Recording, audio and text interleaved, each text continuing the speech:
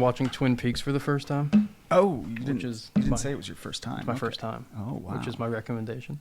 Yeah. It's a good TV show, although after the first 3 episodes, I turned to Hannah, who had seen it twice before. Yeah. And I was like, hey, I just want to make sure of something. Do we find out who the killer is? That's a legitimate question for you to ask. Or am I going to watch 2 seasons of 45 to an hour and a half long episodes, a movie, and then another season, and not know who the killer is? Well. And she said, yeah, but like not in the way that really reassured me. No. I was going to say, I'm interested to know how she answered that. She said yes, but again, not in a way that really reassured me. I don't know why I just put hand sanitizer on. I was wondering. I was wondering whether to bring that up. That was odd. Now I'm wondering. I shook somebody's hand earlier. Should I have? Here, hand me some. Okay, this is good. Oh, you got it on the magazine. Oh shit!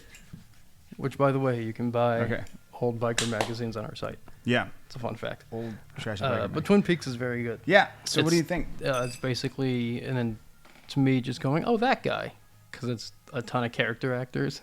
It's a lot of good character actors. The sheriff is also in Slapshot, the Paul Newman movie. See, I don't remember. I remember Slapshot. I just don't. He's the remember guy that doesn't want to fight. He like strips at the end.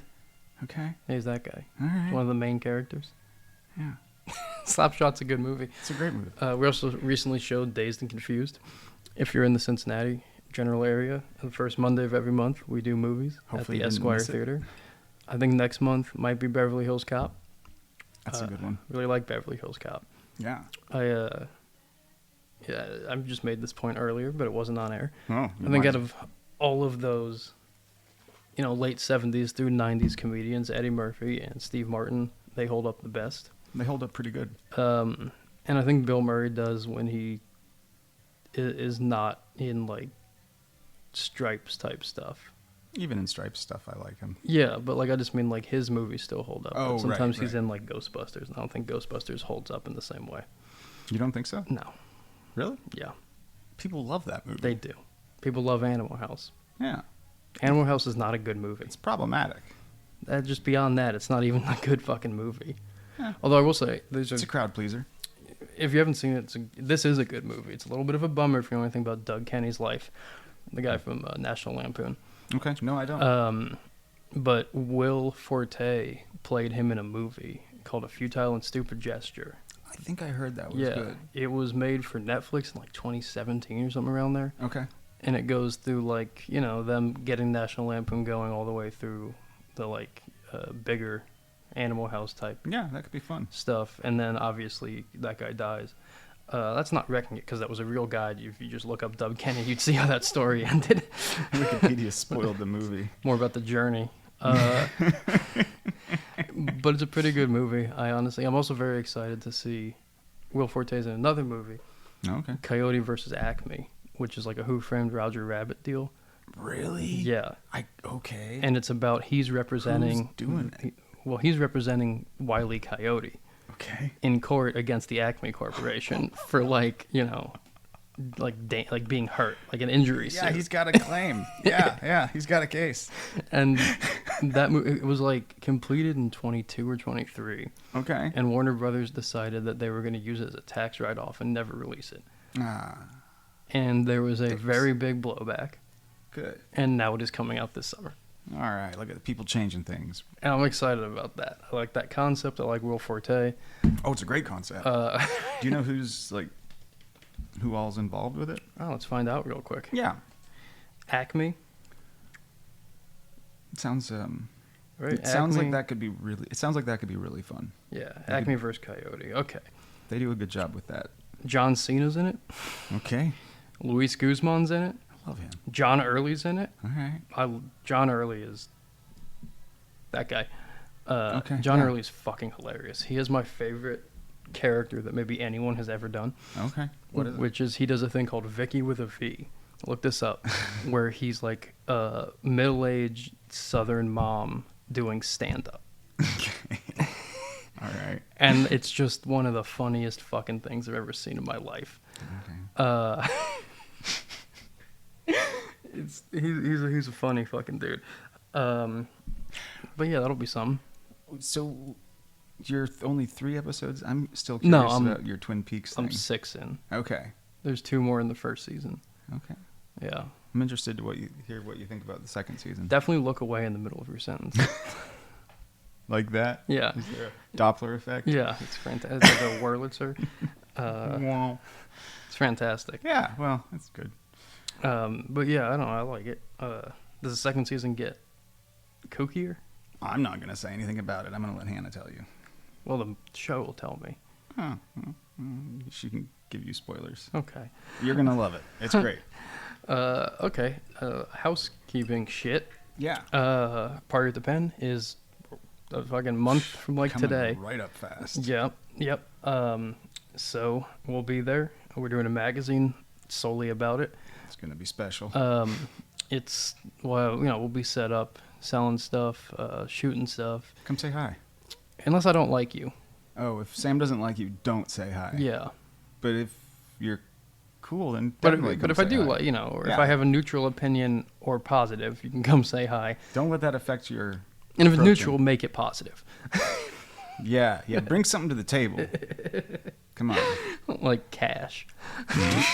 Well, we will be selling things. Yeah. You are asking people for their money. We got some gas caps coming out. Yeah, those are going to be cool. We have a bike. End of sentence. I wonder. What else do we have?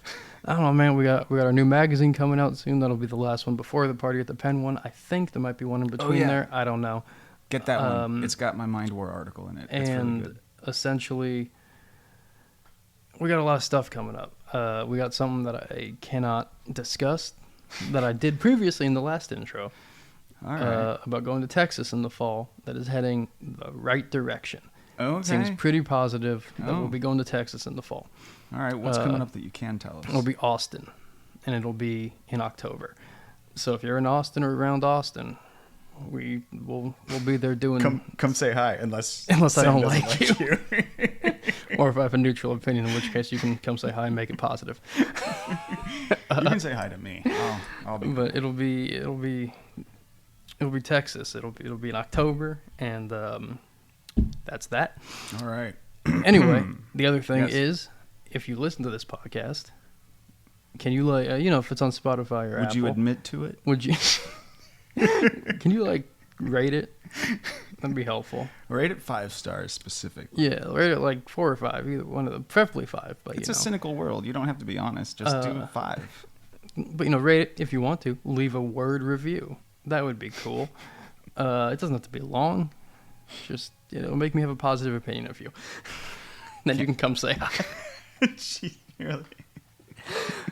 This episode, which was recorded at Scene Support Studio, that's the thing I was gonna. Yeah, good. Matt and Laney's is with Jason Morgan. Jason is a tattoo artist. He's a Renaissance man. Yes, he's a tattoo artist. He owns One Shot Tattoo on the west side of Cincinnati. He's been in the game for a long time. 30. He realized he's now the old guy in tattooing. He also builds bikes. He's going to have one in the show at Party at the Pen. It'll also be in our magazine. Yep. If you have our calendar, he had, he was in that as well, one of his bikes. So he's on the cover. And he's not Willie or Kenny, so you know who it is. You recognize their bikes.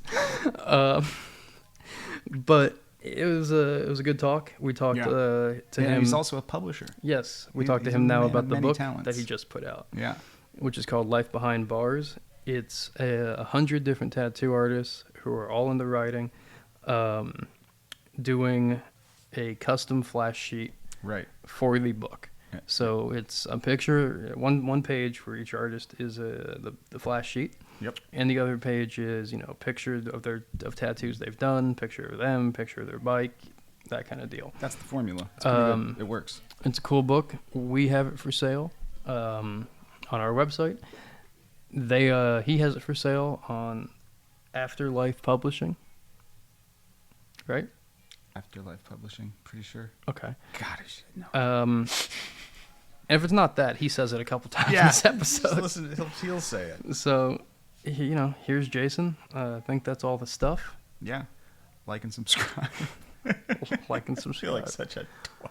Oh my god! Also, there's videos of most of our podcasts now. We'll be going up on YouTube. The ones that we do on fucking what's the word for when we're not in the same place? The not Zoom thing, but like Zoom. Yeah.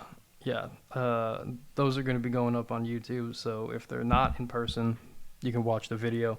If they are in person, tough shit. You just gotta listen to the audio. Yeah. Until we didn't have get a videographer or something. Makeup artist for that one. Yeah, I don't know. All right. Here's Jason. Enjoy. Who I have a positive opinion of. I'm your black cat baby. Your bad luck creeping around the bend. But they never really cast him in very much. It seems like. He just I gets just small rewatched. Okay. Dwight Yoakam roles. They're just awesome. Dude, I just rewatched Heat. I'd forgotten that Henry Rollins was in that. The cop. He's a cop. Yeah. No, Isn't he? he's That's in Lost Highway. Oh, he's the okay, bad. yeah, he's yeah, like yeah. the Yeah. Another one rich that I dudes. love. Yeah. I love appearances by. For sure. Yeah. Yeah, I was Tom like, Waits. this- It's like Dwight You know. Yoakam, man. Yeah. Love Dwight Yoakam. Great in movies And too. He's such a Have you seen Deep such State a good with actor. Lawrence Fishburne. No, I don't It's remember. Dwight Yoakam's in that. Yeah. I'll watch It's anything. with very it. good. Yeah. Right on. Like it was enthralling. Is the way to describe that. I just put it on. I was like, oh my god, Jeff Goldblum's in it, and it's not a comedy. That sounds It was great. before his switch. Yeah. Yeah. It was Yeah. fantastic. All right, start talking about the book. All right. The book. Talking about David Yow's microphone. Yeah. Lawrence Fishburne. Larry, he was still Larry. He was still Larry. Fishburne back then. Right on. I remember So yeah, Larry. the book, Life Behind Bars. It was a thing that I was supposed to be a part of, as far as just being invited to be a part of this book. My good buddy, awesome tattooer Mike Wilson, did a guest spot at the shop. It was about a month later. He called me. He's like, "You should be a part of this book, man." It was just called Behind Bars then. Okay. This guy in California had the idea, which was really an idea someone else had done a while back. Yeah. Well, there was a little different. It was called In the Wind, and it was a page of Motorcycle Flash and then a picture of you and your bike. Okay. So this guy, Fred Pinkard, that runs Alliance Tattoo Company, had done this book in like 2011, and it was really cool. Yeah. This other guy, Rooster, kind of acted like it was his idea to come up with this, but it was really Fred's. So anyway, I was invited to be a part of it. This book was supposed to be out. There's like 70 tattooers that sent their flash in, and then some pictures, but it was supposed to come out. This was like 2024. It's supposed to be like beginning of 2025, and then nothing happened. Nothing happened. So I kind of called this dude out. I'm like, "Man, what the hell's going on? Still like, a good idea. You got all these people's original flash. Like, what's going on?" And he's like, "Well, I'm waiting on funding." And I was like, "Well, what the fuck does that mean? Like, you like shouldn't even taken it on." Yeah. So anyway, he's like, "I can't do the book if anybody knows anybody." And Okay. and I stepped up, and then a bunch of people are like, "Give it to Jason, give it to Jason." So I used to be in graphic design before I ever tattooed, like in high school. I went to vocational school for that. So me and another dude, Randy Hauser, got together. He mailed all the sheets out to me. Like nothing had been done, nothing had been scanned, like nothing, like, and no, there weren't the pictures for the book. So I was like, well, then let's just change it all up. Let's do a sheet of flash, 2 pictures, a picture of you and your bike, a picture of your bike, and then 2 tattoos you've done. So everything motorcycle related. So cool.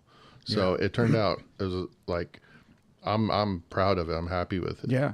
A lot of work, but cool. I mean, I think the addition of the 2 tattoos, I don't remember who said this. Someone around me that was looking at it said it.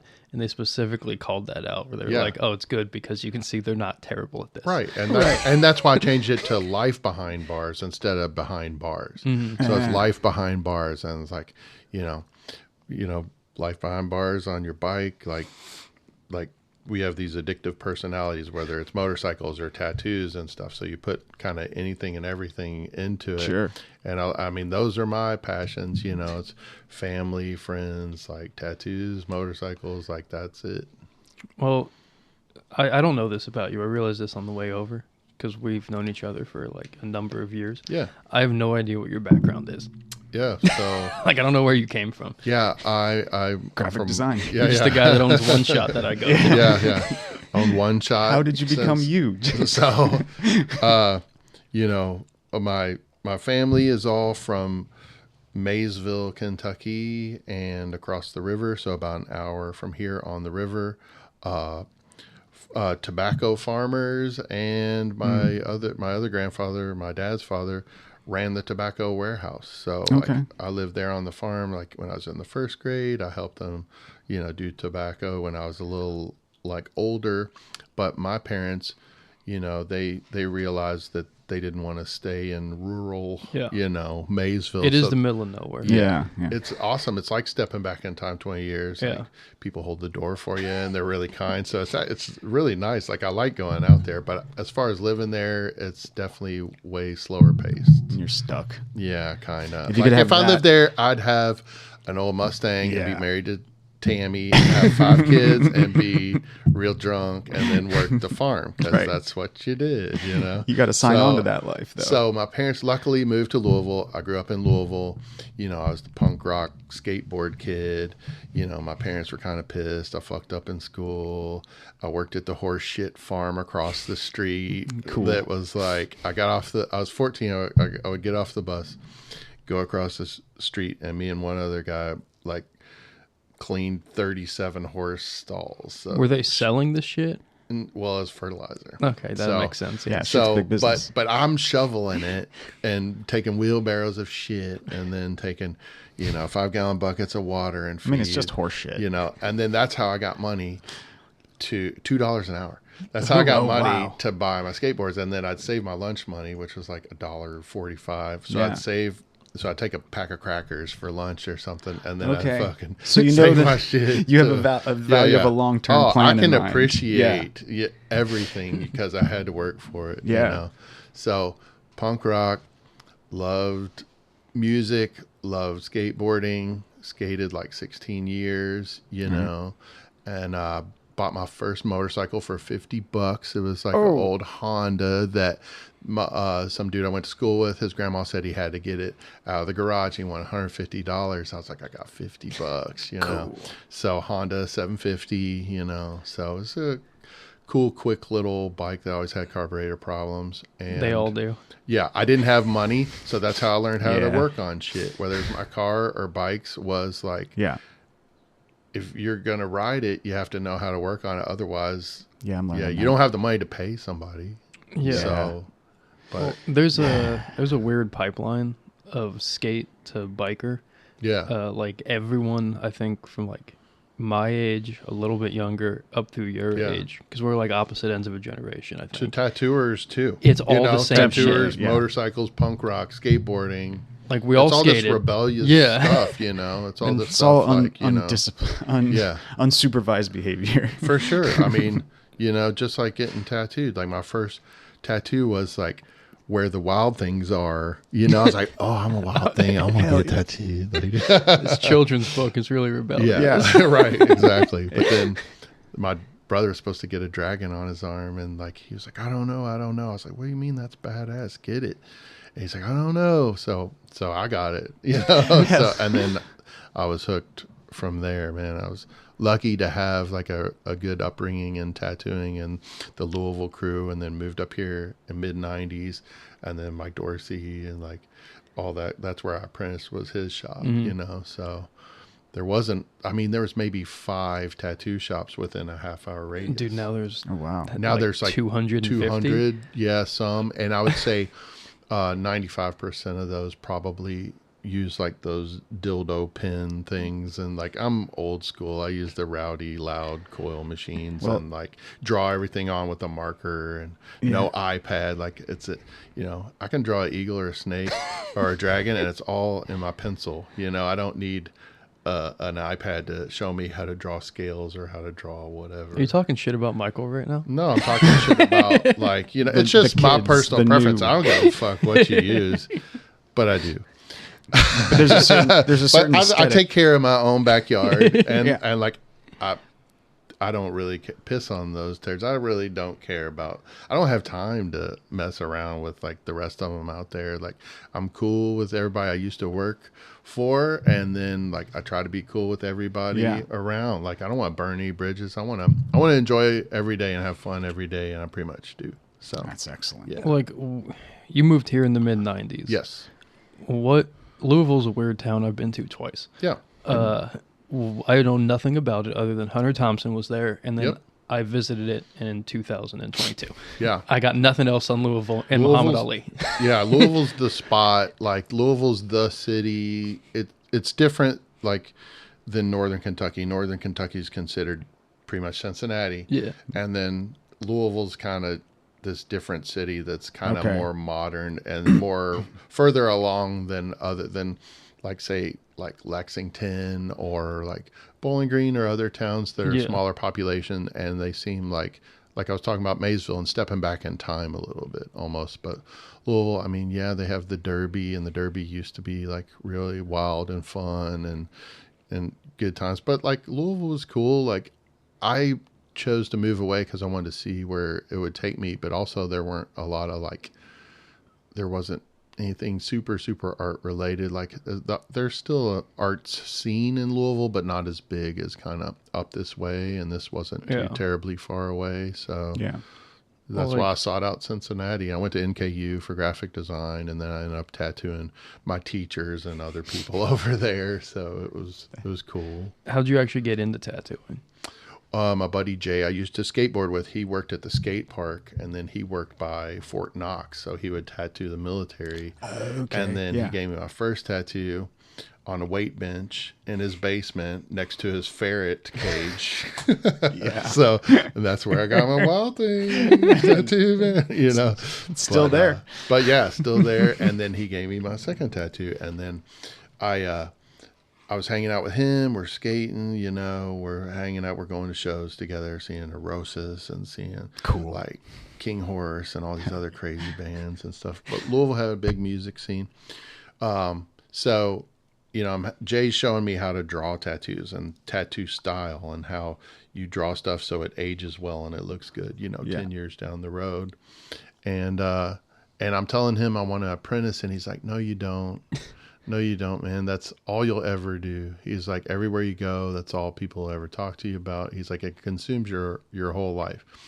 And he didn't like shoot it to me wrong. Like he was totally right, but I sought it out. Like I continued to get tattooed. I continued to like people only talk to you about apprenticing? No, about tattoos. Like everywhere you go, like, hey man, how much for a sleeve? Like, I'm thinking about get this. How much? You know, like wherever you go out, like you know, restaurants, bars, out in public. He's just saying excuse like, for strangers to come and talk to you. Yeah, like, I got a tattoo. Check out my tattoo. You know. Yeah.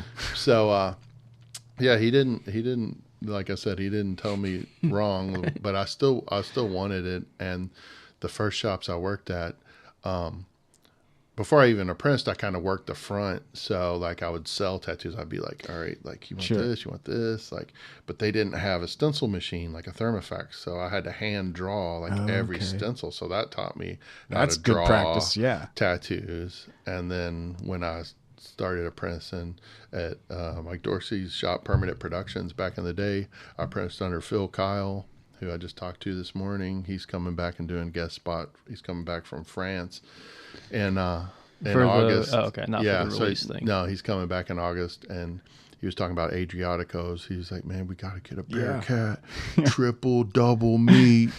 I was like, all right, dude, I'll pick you up at the airport. We'll go straight there, you know.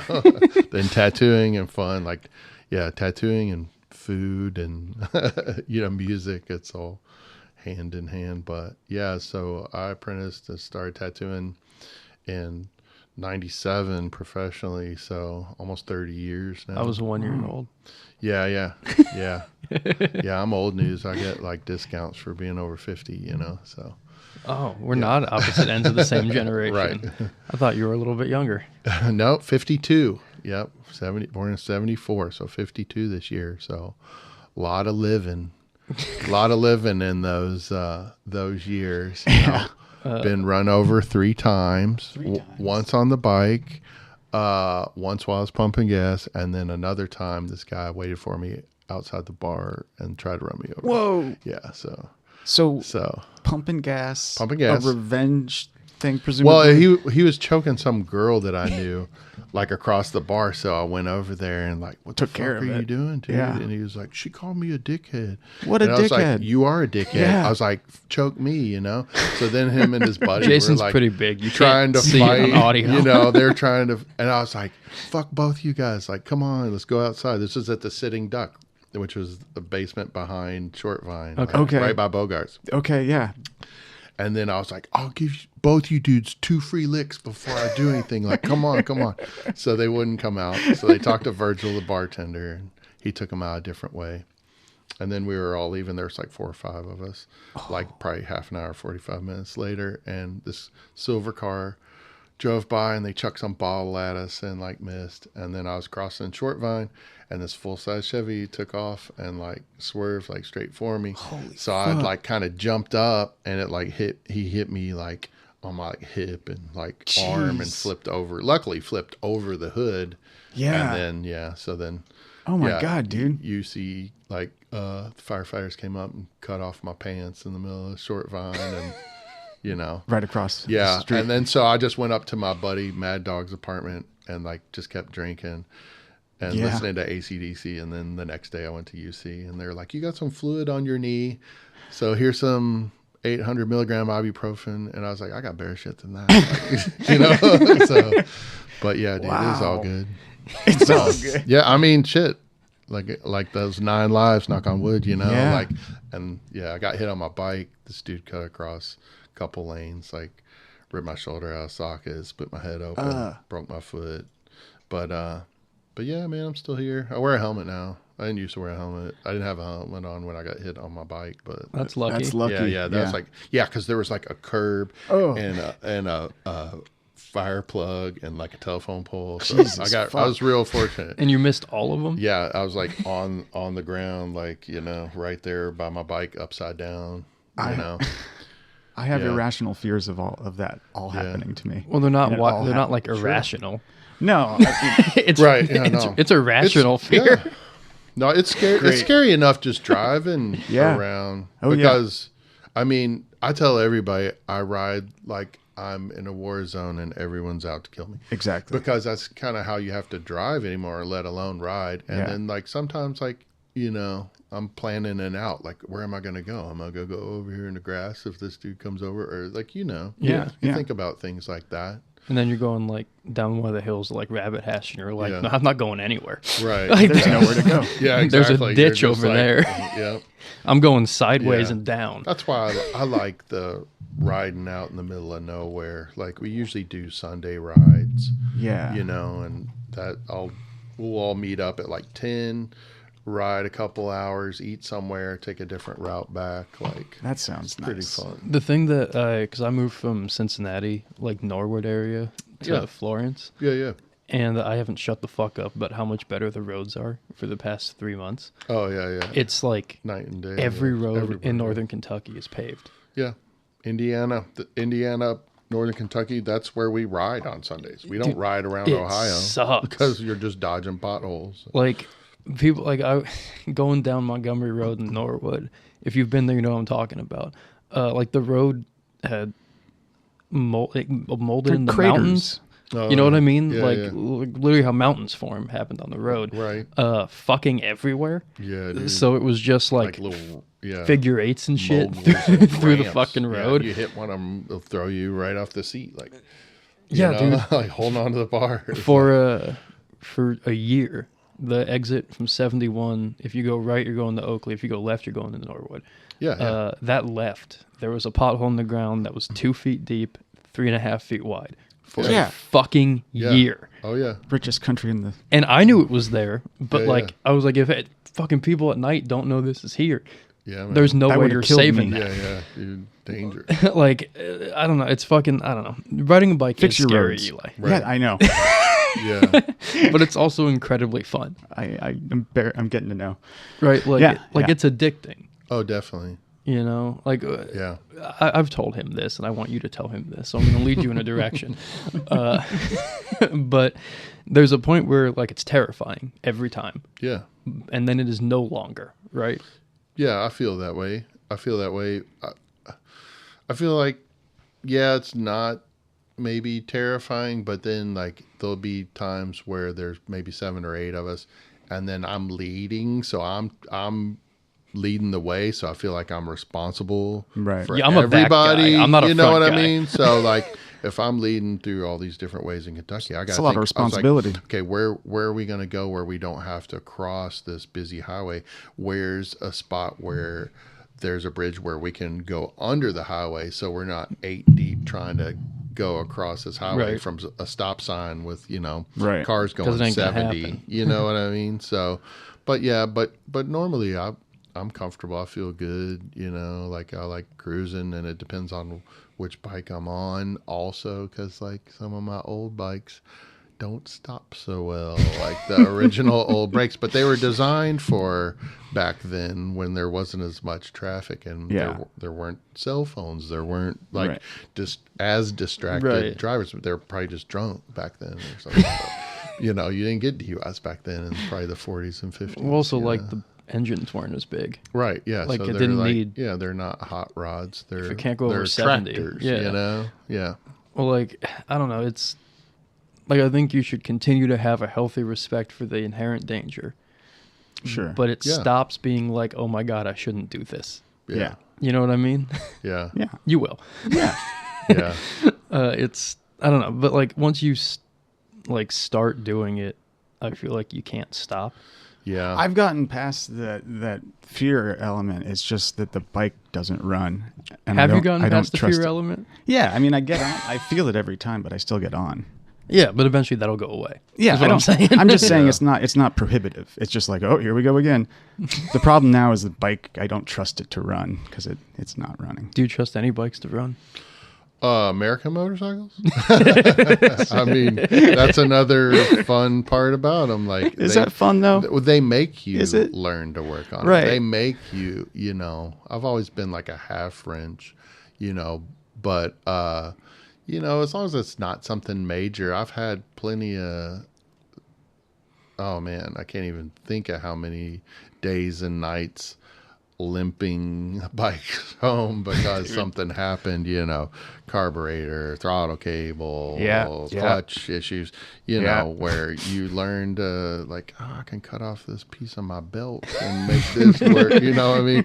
Enough to, got your exhaust falling off or something, just something like enough. Like if you got your tool bag packed right, there's definitely the essentials in your tool bag to like get you where you need to be. But I had a Sportster that the like release bearing just separated entirely in the clutch, and it was stuck in 2. And I was down on Red Bank trying to get to Norwood. Yeah. And I'd stalled it at every light on purpose because it was going to die. Yeah. And then I could restart because it was like a handlebar electric start. Same thing happened on my way to your bike show last September. Yeah. But they put a quick start, Oh, not a yeah. lever, I was not supposed a to ride to fucking that one, lever, too. Oh, okay. Yeah. a button under Yeah, the yeah. pipes. Yeah, yeah. So if it stalls, you have to reach just- under the and- hot fucking and then- pipes, burn and the then- shit out of yeah, your yeah, hands. yeah. So I went, fuck it, we're getting a trailer. I'm not doing that. Yeah. And we didn't make it to the Let's show. say if you stick, like second, you just rev it, get your R's real high, and then just pull in on the clutch, and then just cruise for a while, and then let out again, and then cruise for a while, And then don't let shift out at all again. and hope Yeah, the yeah, lights yeah. are going with you. Right. Yeah. Or, say you're out of gas that we've done where, you push, you put The your peg your, shit? your Yeah. your boot on your buddy's peg and push him, and push his ass to the next spot. I was running if out you of don't gas. have a, little gas can. I always or have like a 2 bottle liters. of Snapple, Yeah. but not Snapple. Just but, enough, yeah. But I Just ran out of enough to gas get somewhere. on the bridge over from Newport to or Cincinnati to Newport. Yeah. Or Covington. No, it was Newport, and it fucking died on that bridge. And then there's a Right gas on that, of station course. in Covington. Right. I had enough, and I hit every light, and I coasted in, rolled directly to a stop without brakes at the gas pump. I was Yeah. like, that was fucking beautiful. My shovel, the old tank, like the old tank, they call him a turtle tank, is old Super Glide tank, but the tunnel on it's like higher because of the frame. So if I ran out of gas, I had a built-in reserve. All I had to do was pull over, turn the bike all the way outside and splash the gas over the frame to the petcock to get me at least to like UDF or wherever is like close enough to get gas. But yeah, the things you learn, you know. Yeah. But no, it's fun. Like I take every Wednesday off. So Wednesday is my garage day. Wednesday is my day to be out there wrenching on bikes only. So I'm out there at 8 in the morning till, you know, I'll take a lunch break. Or come and here. And then, 8 at night. You know, today's not Wednesday. Today's Tuesday. Tomorrow's. Yeah, tomorrow. I couldn't have done it on a Wednesday. Wouldn't have done it. Today was bike day. I've been working on the 41 lately. Me and my buddy Mike, Chopper Mike, like me and him have worked together. You know, he had a bike shop on the west side, and then I started tattooing him, and then we built our shovels kind of at the same time. And like he's a magician kind of fabricator stuff. Okay. So like, you know, he's the welder and he's a fabricator, and he's a wizard when it comes to like fixing and doing stuff. But him and I work on stuff together every Wednesday, and then a few nights like after tattooing, I'll come home, eat some dinner, and if I don't have a ton of homework and drawings to do, I'll go down and wrench a few hours too. So a few nights through the week, and then all day Wednesday, you know, and then like custom fabbing, frame stuff, body parts, exhaust, like everything. Like this, you know, the shovel head's really radical, and it's like, you know, that was like 4 something years. The one that's going to be at party. Yeah, the one you showed us. One at the pen. Yeah, gorgeous. Yeah. Yeah, that's 4 years of my life putting that thing together. Man. And then totally redid it. Yeah, of course. And they evolve better and better. Dude, that's the way it always happens. So I was going to change a carburetor, and now the whole bike's different. Yeah. There was one pinhole. Different. There's one pinhole in the tank, like where we change out the bung, you know, to the different gas cap, and it got this one pinhole, so it had a bubble in the paint, and it was going to crack eventually. And rather than redo that tank, changed it out to different tanks. So changed the fender, changed the carb, the bars, headlight, tail light, like a lot.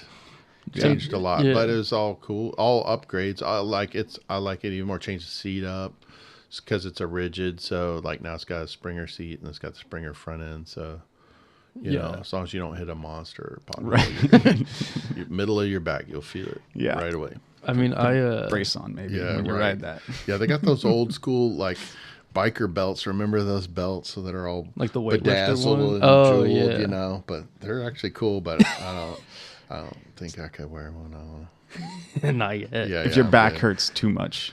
Yeah, my back already hurts from tattooing for 30 years. Like, you know, hunched over, twisting weird in all ways. these weird positions. Like it's all neck and back. But I stretch every morning. Yeah, like I do these that weird helps. Old Shaolin stretches. I used to take Shaolin Ryu with my dad when I was young. So I do those same stretches, and it stretches everything: your hips, neck, back, shoulders. It really, like it's awesome. It fixes you how much stretching can do. Because I never do it.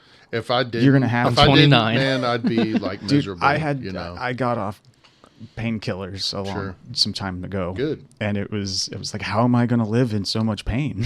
Right. And yoga and stretching is really how you do it. It works miracles. Yeah. Yep.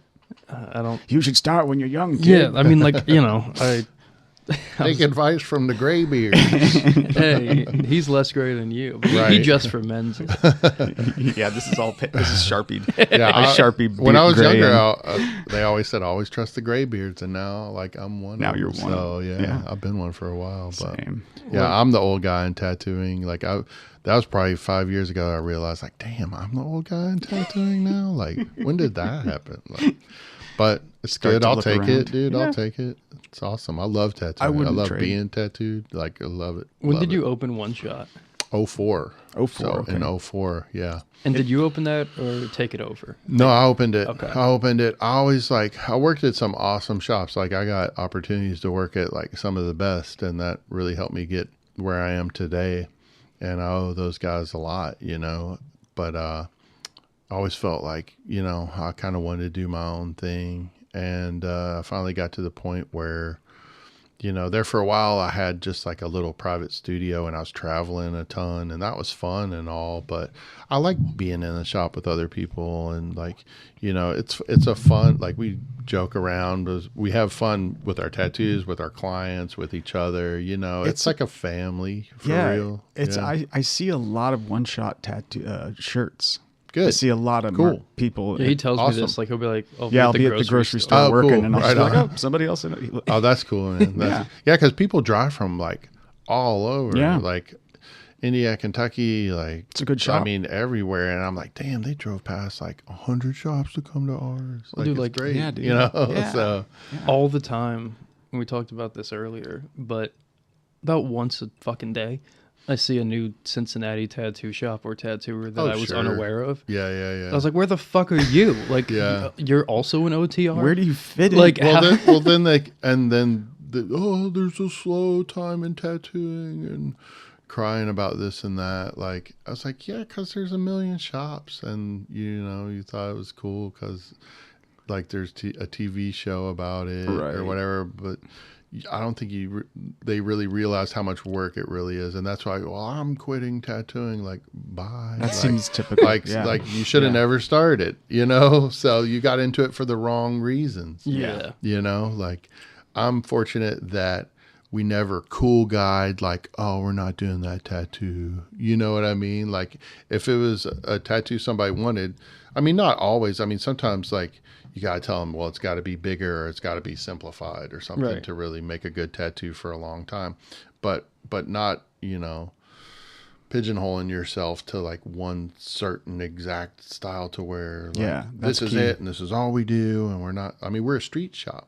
Yeah. That open signs on, anybody can walk in. And that's what's cool about it too. It's like you get to do all kinds of images, which I love, man. I mean, like I love doing a more illustrated traditional like Americana or American style Japanese like illustrated but like realism, like do you do realism? Some, not much, because it's not like, I mean, I can do it pull out, it's just not my favorite, but I imagine like people see this stuff, but I push that stuff more. Like if it's a portrait, I'll push it to another guy, like other people. I was like, you should go see this guy, go see this dude for this, because I'm not gonna do portraits or, but black and gray kind of more realistic stuff. I learned how to do all that because that's what you did. The old school street shops, you learned it all, you know. So I feel like you're also very fast. Yeah, which is like an old school thing. Like we're gonna come and go. Like we're getting this done. Sure, man. Like the guys I learned out, Phil, Kyle, Phil the Drill, man. He could get through it. He got through. Dude, I saw you do a neck tattoo that was not uncomplicated. Yeah. And it was for necks fucking are tricky. But it was for a photo shoot. Yeah. You were kind of too fast. Yeah. Yeah. Like, I mean, you're like, I'm done. I'm like, you're fucking done? It's not too fast. It's like, that's what. Oh no, I mean for the shoot, like for us to circle back and forth. Yeah, but I mean, I tattoo a lot of tattooers because they're like, they're pretty covered and they know that shit like doesn't feel the best. They're like, oh yeah, you're doing my back. Like, hell yeah, I'll do your back, dude. Like my back took 2 years. I got back pieces like I've done in, 10, 12 hours, Yeah, I think I mean, mine was my fault, not Michael's fault. Like a lot of it's using bigger needles or like using bigger brushes. Yeah. And the technique and the machines. And like I said, the people I learned from like is what got me there. Like people can't believe sometimes like how fast I can get through stuff. But I mean, that's 30 years of tattooing, Yeah, so things get better. That's why I can be like, that's craftsmanship, more selective now as far as like what I'm tattooing. Like I tattoo all the time, but I'm not going to do like the Pinteresting stuff and the little, like I did all that stuff, I did all that, so like the stuff, it's like, I want to save my body and my eyesight and all that for the one, like the fun ones and the ones I want to do. And then if people look at my portfolio, like that's the style stuff. Does it fuck up your eyesight? No, I mean, I've been fortunate. Like I just had to get readers like a year ago. Is that a thing that can happen with tattooing? Like eyesight going? I don't know. I think that's more like genetics. Probably reading. Yeah. Same. It's because you're close up. Yeah, I think it's more genetic. It's like diarrhea. It runs in your genes. So punny. But no, it's like my dad had to wear glasses when he was like 20, and then my mom got readers when she was 50 something. So I guess I follow that's not kind of bad. more my mom's side. Which Yeah, is my like, parents are the same. you know, plus ones, you know. Yeah. And it's only like at night I noticed, like, I was trying to read directions on making some kind of food. I'm like, is a light dim in here, or what is this? And then I was That's like, where I'm at getting. Aldi, and I tried these readers on. I'm like, oh shit! Yeah. Oh, it's Here supposed to we look go. like that. The Yeah, lighting yeah. fucking. Like it wasn't the lighting. Look at those crisp edges, man. Yeah. Those 52-year-old eyeballs. Yeah. I've been thinking about getting some head tattoos, Yeah. and it's stressing me out Yeah. because like when my back was done, I was like, okay, I never have to do that again. Right. Yeah. Thank fucking God. Yeah. That Yeah. sucks so much. You gotta every earn it, time. man. It only hurts if you deserve it. But I like, like that mentality. I'm running out of spaces You that must don't have hurt. deserved it. Yeah, that's it, dude. What did you do? I don't know. The back's weird because it's so big. Where Yeah. like certain parts, you're like, oh, I could sit here all day. Oh no. And then it goes like the yeah. fucking under the ribs on the side. Yeah, I mean, some of my back was worse than my ribs. I felt like, and I don't know if that's because my back's like fucked up from tattooing and being run over, you know. But I felt like, Thrice. But yeah, right, exactly.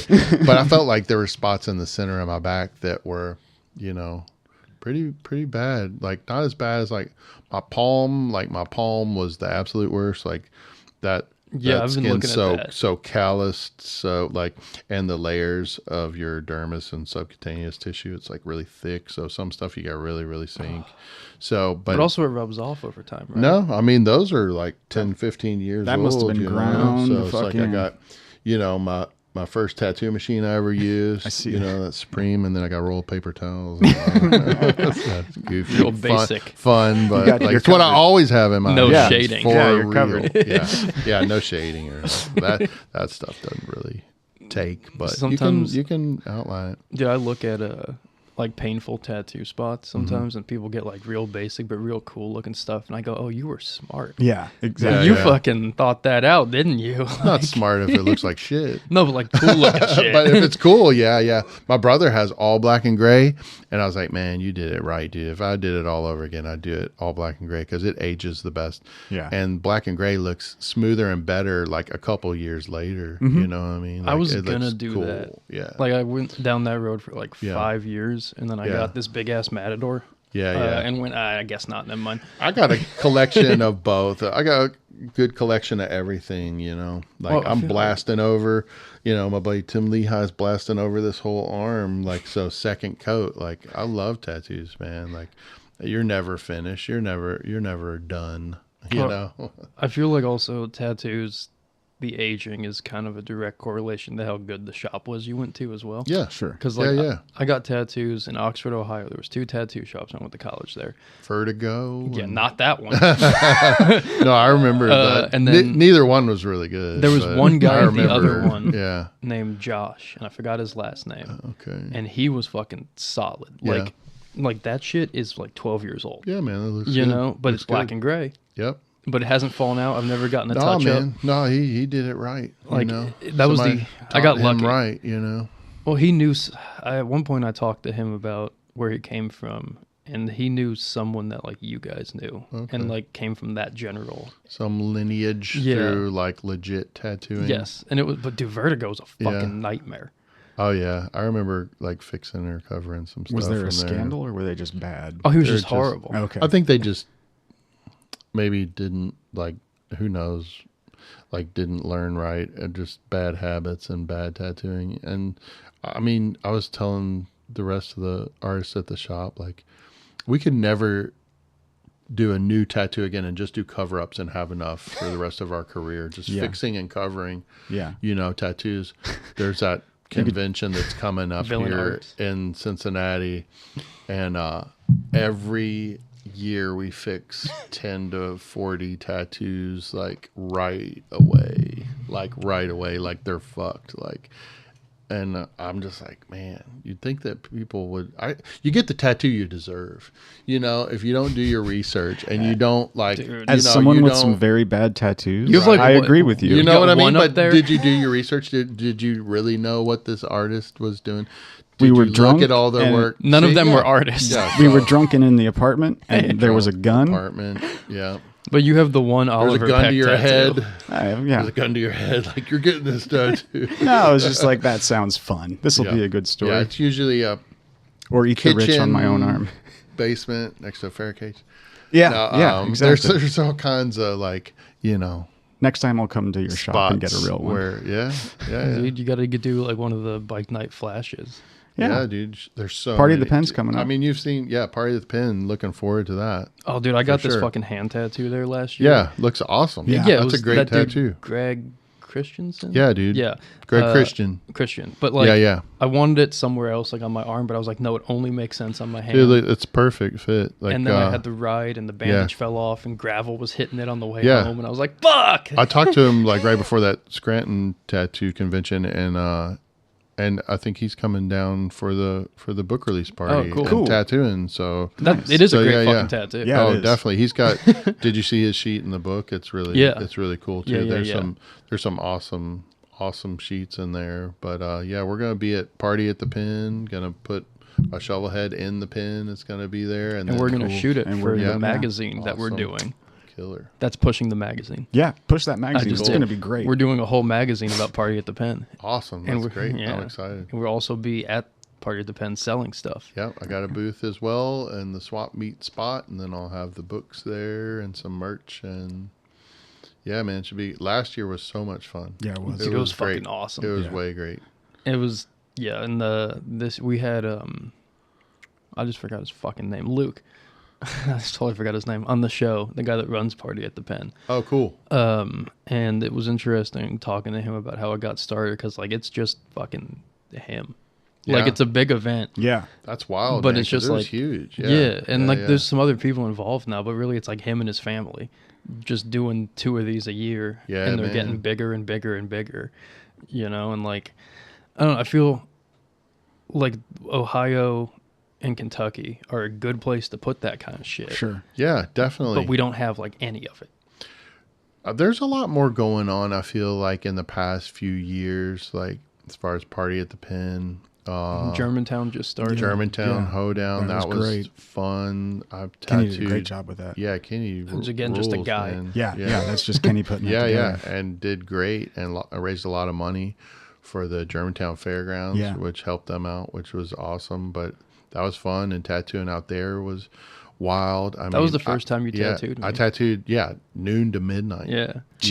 Like it was like nonstop. And then I slept in my Suburban right outside the door, and like a little twin like blow up mattress in the back. That or was like an whatever, old but it school was version fun. of it. Like Yeah, it was cool. It was cool that weird old building that was like kind of a reception hall. Yeah, or what was that? they had like pie competitions there. Yeah, and shit. Like it was wild. And then it Dance ended up offs. the lady that runs the Germantown fairgrounds there, I was like, the family farm is just a couple hills over from here. And she was like, well, who is your family? I was like, Lynn and June. Adam, she was like, I'm Stapleton. I'm related to them. So she was my cousin. I was like, cool. that's so weird and wild. So she kept coming back and checking on us and stuff. But it was fun, and working with Dylan and Adam, like tattooing out there. It was a good time. I'm looking forward to this year. and that is the beginning of October, the first weekend in October. First weekend of October. It's coming up. Yep. Sucks that the hangar's not going on again, but it didn't work out this year. We're doing the bike nights at the shop, and then we got the 29th and 30th of May. It's like the book release party. So bike night on the 29th, and then party, and then the 30th as well. So I'll That's have gonna the be cool. shovel. For, Awesome. Yeah. For that release party. Cool. Yeah, I'm I real gotta- stoked on that. I gotta figure out which one I'm gonna bring up. So I'll have to.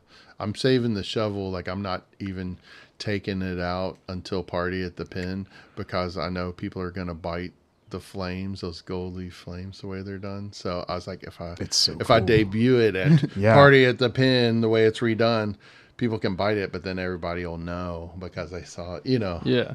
So I don't know. Like I'll bring something else up. What happened to that devil gas tank. I still got it. That was a local dude made that all out of Bondo. It's the sickest. It's the wildest. Like I had somebody offer me $1,000 for it, and I'm like, nope.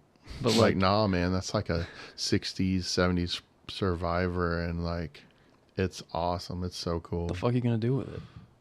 I'm gonna look at it. Yeah. I'm gonna be like, man, that's cool. I might attempt to try to do something like that. You know what I mean? But I've got a price for it. Like there's a dude from California who wanted it, and I was like $2,500. Like that's the only way I'd sell it. That's what I've been telling. I do have like $2,500. That's the only way. And then, but man, it's cool. It's got the way it's painted, the pearl flames, and it goes into purple, and then God of Hellfire. Arthur Brown, like, which is awesome. Have you seen this tank? No. Okay, after this, just thinking you guys, somebody needs to show me a picture when we're done. So I was like, there's this cool little pawn shop that has all kinds of crazy taxidermy and nutty stuff all the time. And it was in there. I walked in one day and I was like, dude, looks like this old guy Harvey that works there. I was like, that looks like Harvey. And they were laughing. And that's why we bought it. And this guy had it in Hawk. It was on an old Sportster, and this guy had hawked it for some money and then just didn't come back and get it.